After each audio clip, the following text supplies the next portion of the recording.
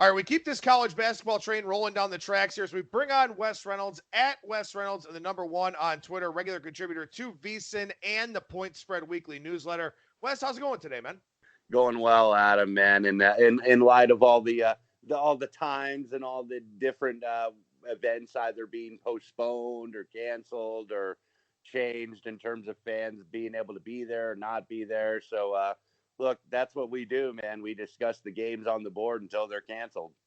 Yeah, it's pretty much all we can do. And in fact, speaking of cancellations, you and I were talking for about 20 minutes before we actually hit the record button here. And just coming out a couple minutes before we started recording that the CBI has been canceled, which means that probably the CIT not far behind. And who knows, maybe even the NIT not that far behind. And again, we're a sports betting show, as I talked about on yesterday's edition with Brian Blessing. So, I mean, look, those are some great betting opportunities coming off the board. And again, obviously, I understand that there are much larger implications nationally and worldwide with this. But, I mean, look, those are postseason tournaments that, were pretty good betting opportunities for us. And if that's the start, I mean, that's just the tip of the iceberg. God only knows what the rest of it looks like.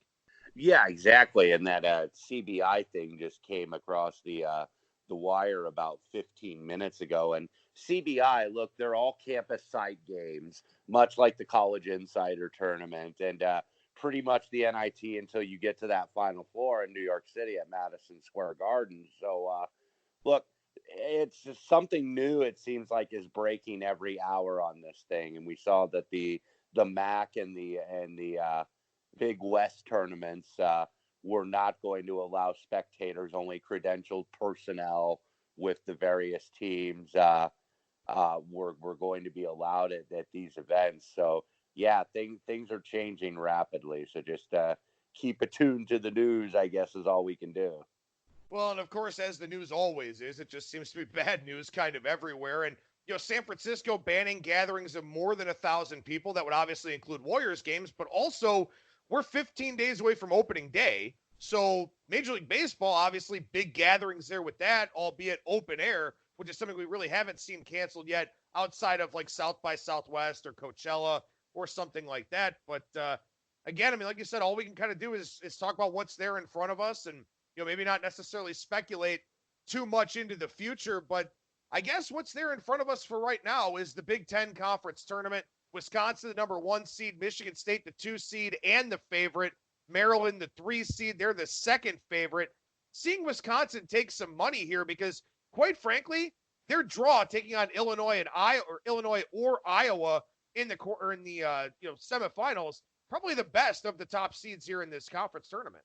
Yeah, absolutely. I think that this Big Ten tournament actually is very wide open when you look at it, because who would have thunk that Wisconsin was going to end up being the number 1 seed, even though it was a 3-way share with Michigan State and Maryland. Greg Gard, well deserved as the coach of the year to have not only lose Ethan Happ, who we know when we look at these different advanced metrics for college basketball is one of the most high usage players in all of college basketball last year. He graduates. Kobe King quits the team in January. And this is a Wisconsin team that didn't have anybody on the first or second team in the Big Ten conference, all conference teams, and still managed to get a share of the title in the 1 seed. So yeah, I think that this is very wide open. The team that I actually bet on the future here, I got them at around 12-1, was Ohio State, who's the 7 seed. This was an Ohio State team, and they're in the bottom half of the draw. So Big Ten is one of those tournaments probably where you can maybe take one team in each end of the draw and see and maybe hope that you get both there, or you at least hope you can get both to the semifinals for perhaps a hedging opportunity. But I liked Ohio State simply because this was a team that was almost number 1 in the country at one point. We're really knocking on the door at one point. Now you're getting them as a 7 seed. I know that they lost to Michigan State on senior day, but they had won 4 in a row. They had all of a sudden gotten it together. They play very good defense, very well coached by Chris Holtmann. So that's the team I made a case for, but I've seen people make a case for Illinois. I skirted Illinois a little bit because I think that they're still a little young, and this is kind of a brave new world for them to be a good team after they've been kind of struggling the last few years.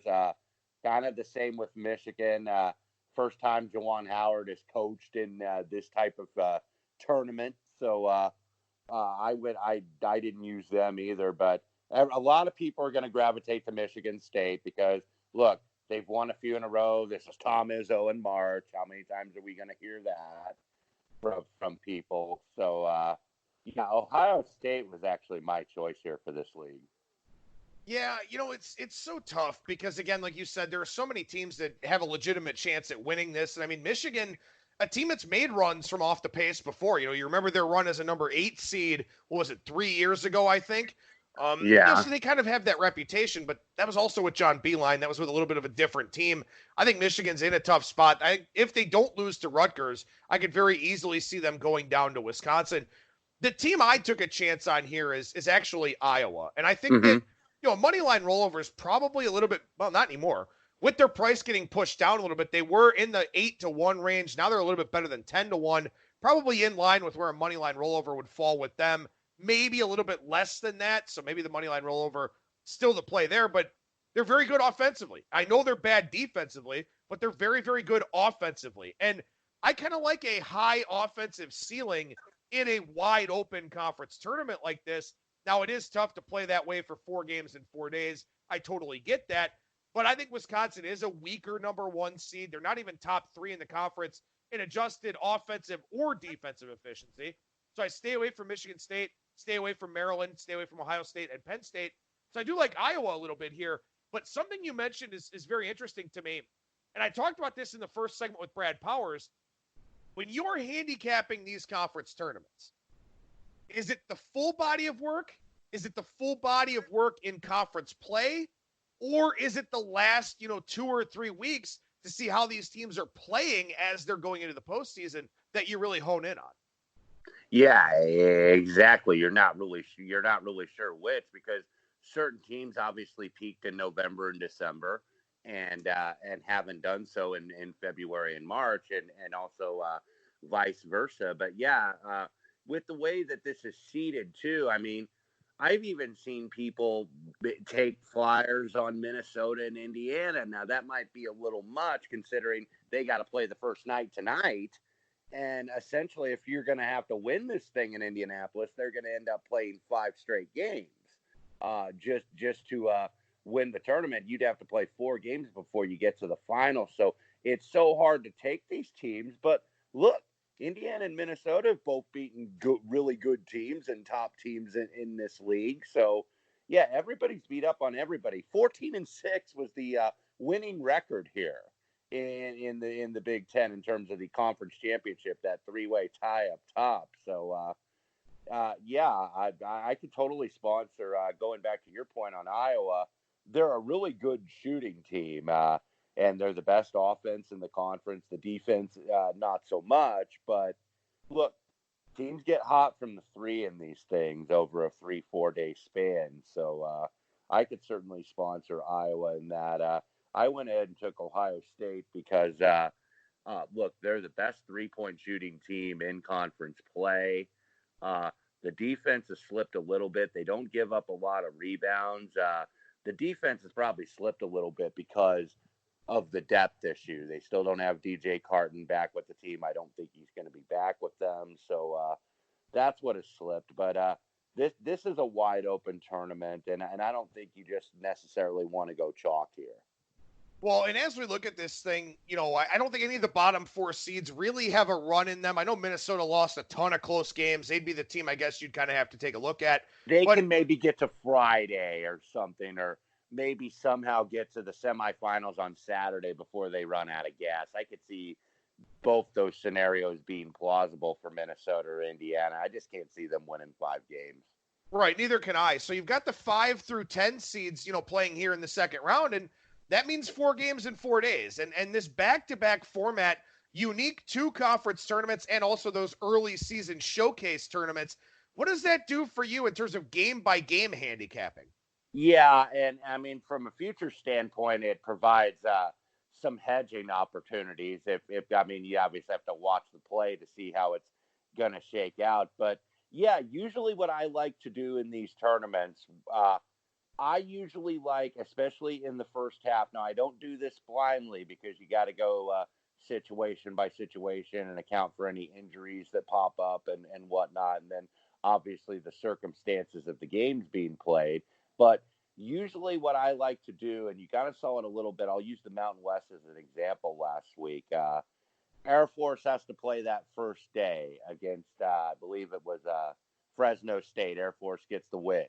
So they're the 8 seed or the 9 seed against San Diego State. And I played Air Force in the first half because San Diego State's that 1 seed that has to play at 11:30, so it's an earlier tip-off. Air Force had played the early game the day before, and I like to play the team that played the day before, especially the first or second time. Now, as you get deeper in the tournament, that scenario really doesn't matter as much when you get to those semifinals and final rounds. But in that first and second round, playing against the rested team, especially in the first half, because the team that has played has already had to go through and play a game. And so they've already gotten their jitters out. Now, this other team they play that's rested has the first game jitters. And you often see a much more competitive first half at least, and more often than not, full game. All right, so let's take some time here and move over to the Big East because I want to make sure we got some time to talk the Players' Championship here down at TPC Sawgrass. But the Big East is another one, man. I mean, it's just like the Big 12 in the sense that, I don't think 9 teams can win it, but I think 6 teams could conceivably win it. Maybe 7, depending on your view of Xavier. Creighton, the favorite, but they're missing a really big piece now in Zagorowski. And in fact, Creighton may not be the favorite anymore out there in a lot of different places. You've got Villanova and Seton Hall that both tied for the regular season crown. Creighton got it based on tiebreakers. You've got a Butler team that's dangerous, a Providence team that came in playing as well as anybody. Ed Cooley getting his team back into the field with that late surge. Marquette, depending on your view of Miles Powell, may have the best player in the conference in Marcus Howard. Again, wide open at MSG.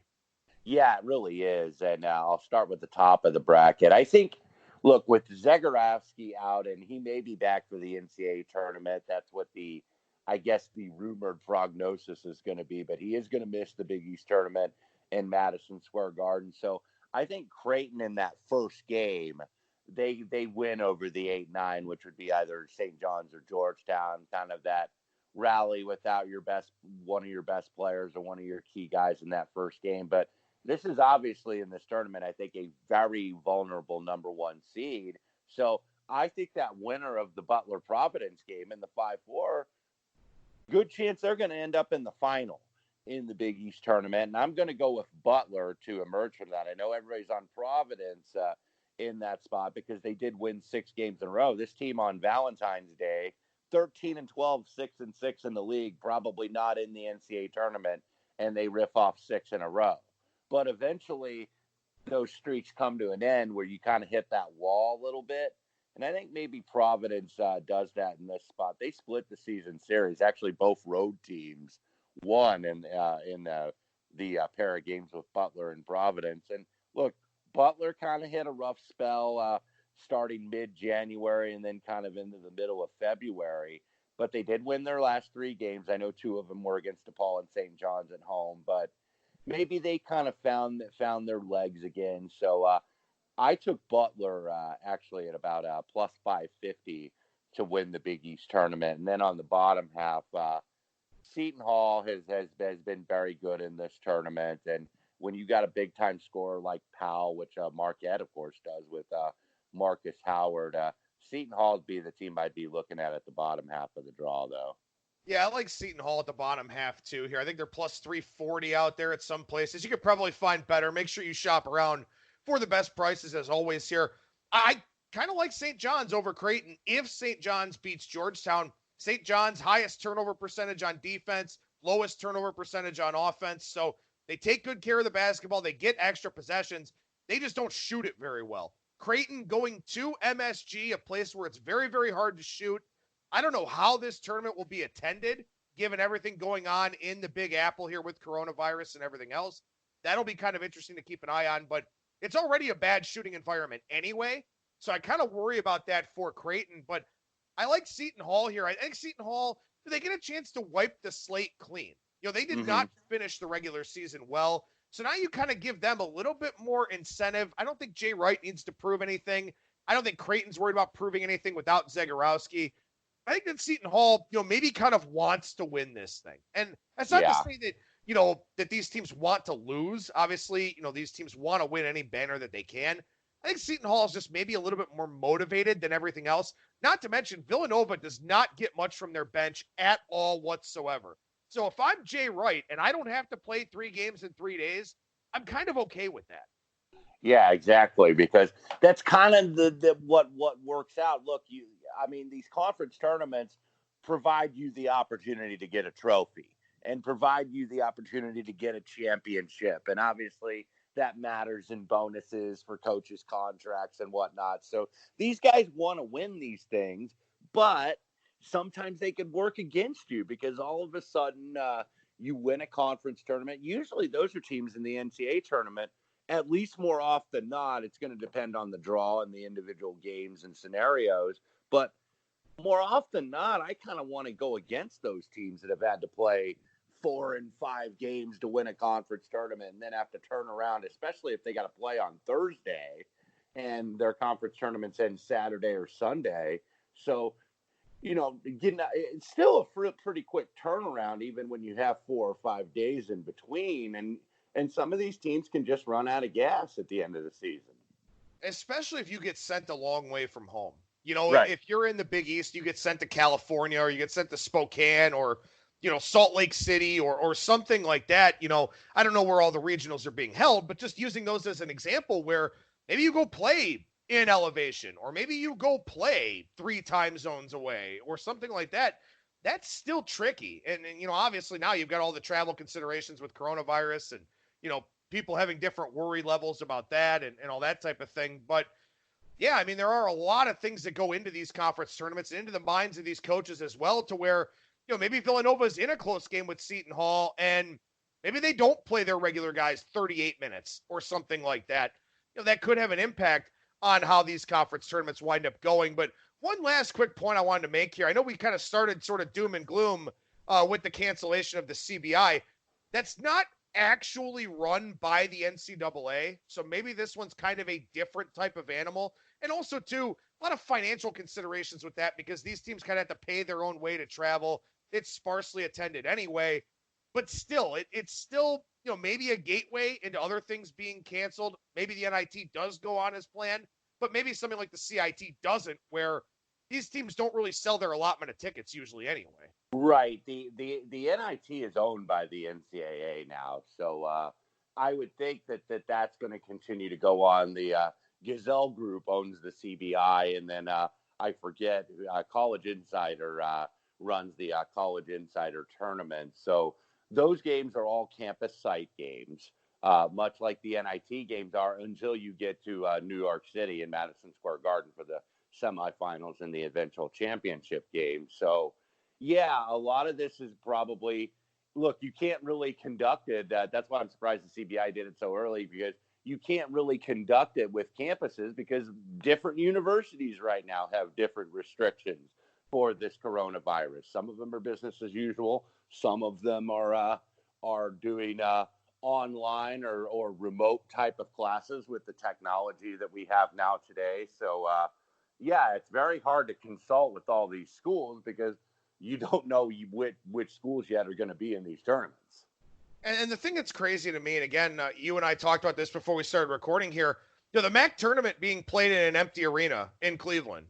On Sunday in Cleveland, the minor league hockey team plays an afternoon game, and as of now, everything is on as scheduled with fans in attendance and all that. So nobody can attend the MAC tournament for 3 days, but then Sunday, it's okay for everyone to go to this minor league hockey game.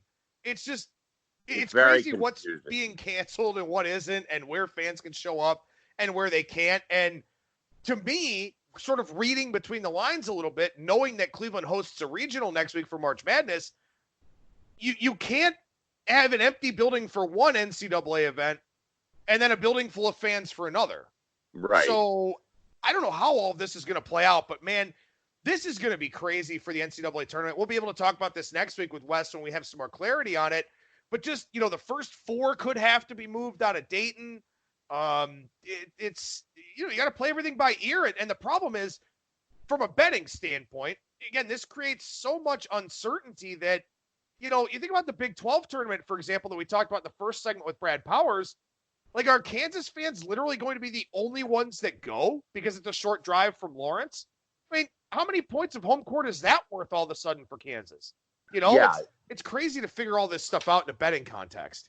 Yeah, and you could say the same thing for Kentucky, who's usually Right. the best traveler in the SEC, whether that thing's in Atlanta or Nashville or New Orleans or wherever. So that could certainly apply there as well. And it's tough for us. It's tough for the odds makers too. I mean, the nice thing is they can kind of put up a line and, just react to what the market does. But I mean, this level of uncertainty, and it's tough too, because, by and large, as bettors and handicappers, uncertainty, chaos, variance are all really good things for us, because if we've got a pretty good idea of what we think is going to happen and we're playing into an uncertain market, a lot of times you get some good value out of that. But I mean, this is largely unprecedented for the sports betting industry. And especially now with 16 states, Michigan today, Illinois just got it on Monday, with 16 states taking bets now. I mean, it's almost kind of overwhelming. And again, we talk about, paralysis by overanalysis and all that. Maybe we're all thinking too much about everything that's going on, and we're going to wind up missing some stuff. Yeah, exactly. I mean, everybody, because there's no real uniform standard for something like this. So, I mean, certain people are going to do different things, not allowing spectators. Certain people are going to cancel events. Certain events, the show must go on. So, yeah, that's what makes it really weird and provides another yet unique challenge to us as bettors, is because different scenarios are going to happen here. So, the unknown, I mean, look, the betting market is like the stock market. The market often hates uncertainty. And that's really what we have going forward. All right, so let's talk about the Players' Championship here down at TPC Sawgrass, and everything pretty much business as usual here. Obviously, there are some golf considerations further down the line, too, where, we don't know if events will be played, won't be played, whatever. But this one is going on as scheduled, at least as of now. Rory's your 7-1 favorite. Rahm, the second favorite, 10-1. Justin Thomas in the 12-1 range. DeChambeau, 15 or so. Seen a little bit of love for Dustin Johnson this week. His price has come down. Patrick Cantlay, who I like, his price has come down from 25 to 18 or so. A lot of prices coming down for the bigger name players here this week. Yeah, which does kind of surprise me a little bit, because this has been kind of a hit or miss tournament for top players. Was looking at some of the statistics and like little trends and little nuggets about this tournament. Rory Mcilroy comes in as the defending champion, and he's the rightful favorite. He's got a top 5 streak or better in every event that he's played since early October. So it feels like he's going to get one pretty soon, just because of who he is and how well he's been playing. But he was the defending champion, as I mentioned, last year. No defending champion since Adam Scott back in 2005 has finished in the top 10 the following year at the Players' Championship, which I thought was really interesting. And then going through the different, usually most weeks on PGA Tour, you could find horses for courses and guys with really good course form that maybe are almost due a win. Maybe guys that have, well, he's been in the top 10 4 times in the last 5 years here, where you could see that a player likes a certain course. But with this one, you've got ones that win and then miss the cut 3 of 5 years. So that's what makes this event a little bit more random and a little bit more of a crapshoot to handicap. So as far as the types of players you were looking for, it's tough. I mean, bombers have won this. Technical guys have won this. Shorter hitters that just play fairways and greens have won this. What do you, I mean, did you lock in on a certain type of player, or are you just spread kind of all across the skill sets? Yeah, I spread it around a little bit, because this is a Pete Dye course, design course, the late Pete Dye. And, it tests all different forms of your game. So you've seen the big hitters, but you've seen the Tim Clarks and the Fred Funks win here too. Usually it's going to be a player of some class and not, some random guy at the bottom, even though we saw Siwoo Kim win at 250 to 1 a couple years ago. But a lot of major champions and future major champions have won here. So, yeah, I mean, if you look at the guys that I played this week, all different kind of players. I played DeChambeau at around 25 to 1 as my shortest price I played here. Leads the tour in driving distance. He's kind of really worked on the length here, and it's paid off. He's leading the tour in distance. A big hitting guy that can shape some shots, and so I had him on there. And plus, that was a lot of a recent form play. This is a guy with 3 top 5s in the last 4 weeks. So he looks like he's about ready to knock the door down for his next win. Gary Woodland, this is kind of a club down type of course where you can go usually one club down in terms of reaching greens and whatnot. You don't have to necessarily have driver on every hole. It's just under 7,200 yards. Gary Woodland, who's seen as a big hitter, but really the strength of his game is ball striking. Hasn't won since the U.S. Open. Hasn't played badly, but hasn't really been knocking down the door of another win yet. And sometimes maybe you get in a little bit of that after you break through and win something big like your first major, like he did at the U.S. Open. But I played him at 60 to 1.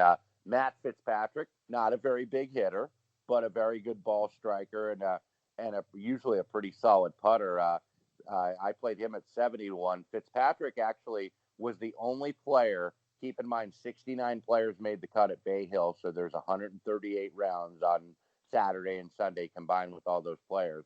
Fitzpatrick was the only player at Bay Hill to shoot a round in the 60s, 1 out of 138, and he's got a 69 on Sunday. So he's been flushing the ball lately, and I think, he was just a guy I felt I had to have on the card.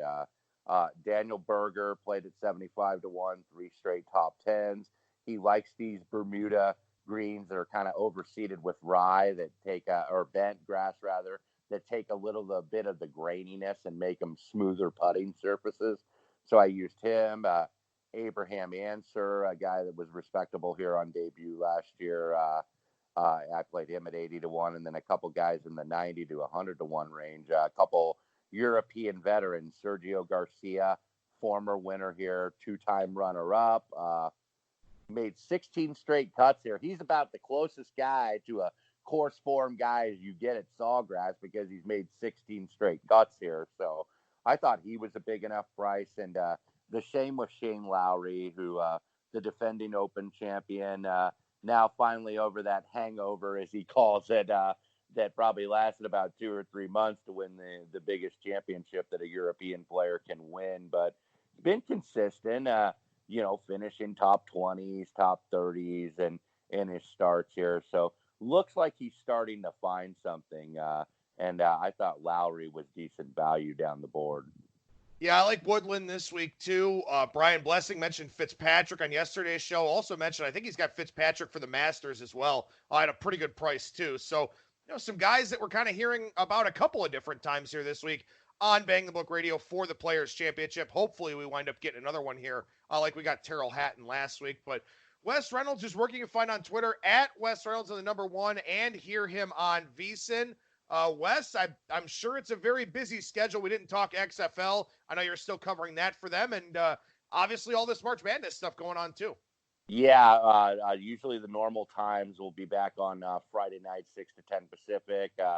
We have the XFL Betcast, which you can go to vsin.com for the information and the scoop on that. And then Sunday, we're doing some different programming all day with the brackets being announced on Sunday. So I will be on The Edge with Matt Humans and Jeff Parles from 7 to 9 Pacific.